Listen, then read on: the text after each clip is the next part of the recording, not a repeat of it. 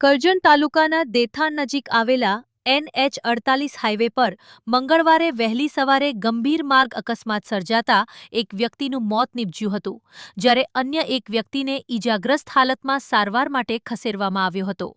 પ્રાપ્ત માહિતી મુજબ મહારાષ્ટ્રથી દૂધ ભરી વડોદરા તરફ જઈ રહેલો MH-17BD 2034 નંબરનો આઈસર ટેમ્પો દેથાણ નજીક પ્લેઝર ઇન્ડિયા કંપની પાસેથી પસાર થઈ રહ્યો હતો, ત્યારે આગળ ચાલી રહેલા અજાણ્યા વાહન સાથે પાછળથી ધડાકાભેર અથડાયો હતો.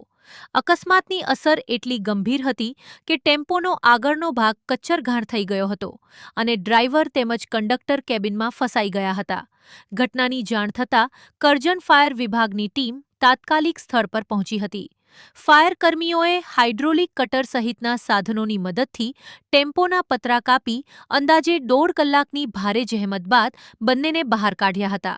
દરમિયાન 108 એમ્બ્યુલન્સની ટીમે સ્થળ પર પહોંચી તપાસ કરતા ડ્રાઈવરને મૃત જાહેર કર્યો હતો, જ્યારે કંડક્ટરને ગંભીર ઈજાઓ સાથે બચાવી વધુ સારવાર માટે હોસ્પિટલમાં ખસેડવામાં આવ્યો હતો.